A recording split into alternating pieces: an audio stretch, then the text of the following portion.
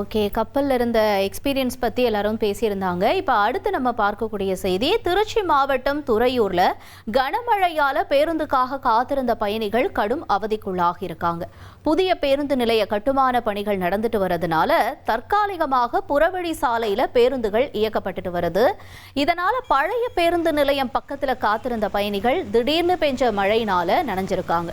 குறிப்பா பெண்கள், முதியவர்கள், மாணவர்கள், கைக்குழந்தையோட வந்தவங்கலாம் போதிய நிழற்குடை வசதி இல்லாம சிரமப்பட்டிருக்காங்க. மழை நீரோட கழிவு நீரும் கலந்து சாலைகள்ல ஓடினதுனால பொதுமக்களும் பாதிக்கப்பட்டிருந்திருக்காங்க.